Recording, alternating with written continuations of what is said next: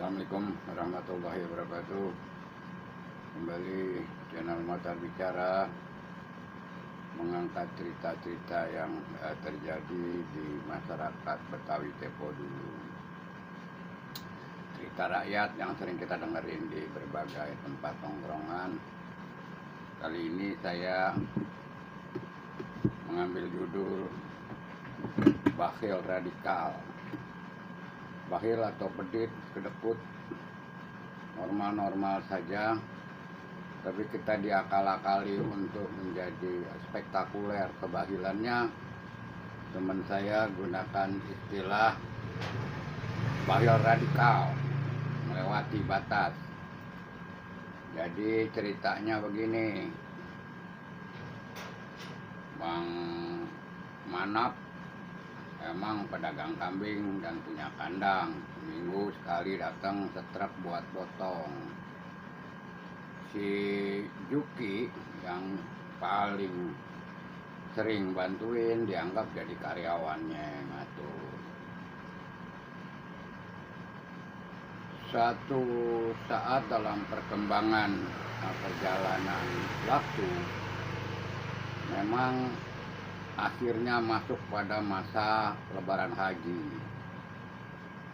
Sebagaimana kita tahu, kalau lebaran haji volume kambing, permintaan, kebutuhan tinggi, maka pedagang kambing yang tadinya dagang kambing potong juga akhirnya menjadi bandar, menjadi pedagang besar dengan jumlah yang cukup banyak ketika menghadapi kebutuhan lebaran haji.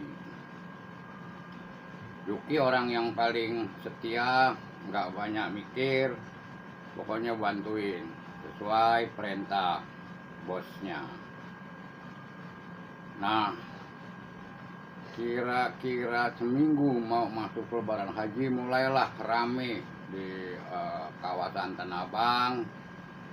Itu ada orang lalu lalang datang untuk membeli baik partai, grosir maupun eceran kebutuhan sehari-hari.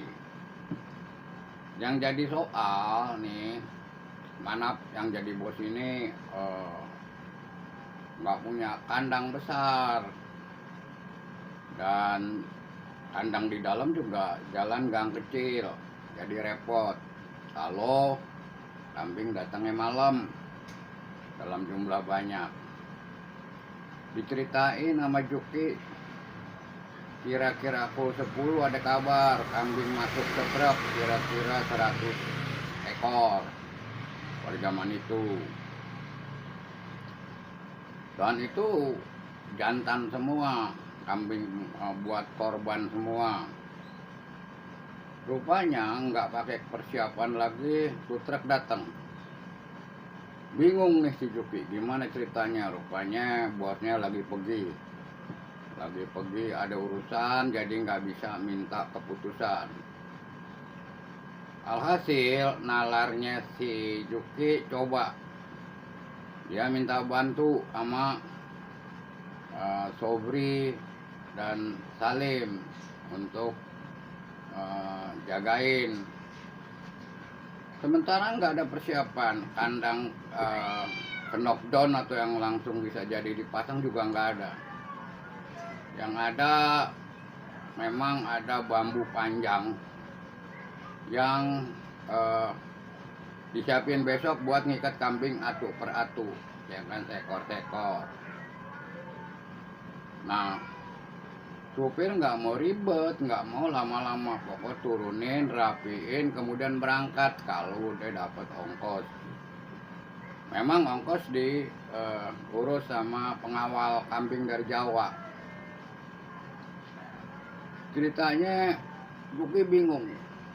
Untung dia pikir masih ada warung nih, warung khusus yang jualan tambang. Dan dia keluarin pisau, kemudian dia suruh lah Sobri ngutang dulu sama si Jajat kayaknya di warung itu. Jadi ceritanya langsung dia ambil kira-kira buat ukuran 100 ekor, kemudian Nah, mereka semua turunin kambing dan diikat satu persatu di eh, bambu panjang. Ya, jadi utang dulu, ya kan? Akhirnya diturunin semua itu kambing, diiketin atu-atu, mobil jalan semua rapi. Kira-kira pukul 11:30 bosnya datang ngeliatin. Joki unjukin bon kiriman dari Jawa. Bingung gue. Kenapa lu nggak masukin langsung ke dalam kandang? Joki, mana mungkin saya bisa bawa nih kambing semua ke dalam dan kandang di dalam kan kecil. Kemudian ini siapa ini? Ini yang bantu lu yang ngiket-ngiketin. Lu ngiket-ngiketin gimana? Itu tambang dari mana? Ngutang dulu sama warung. Lu jadi bos apa anak buah? Lu jangan ngambil putusan sendiri. Nih men, cari yang bantuin. Lu kan kerja sama gue. Lu kalau lu ambil orang berarti dia kerja sama lo. Lu yang bayar, lu yang gaji. Ya, Mike. Kemudian nih gue bilangin aja, yuk kita masukin. Nih, kambing nggak bisa, Mbak, katanya. Ini nggak muat, mau taruh di mana berantakan, lari hilang kita rugi. Jadi, ya sampai di sini nggak bisa.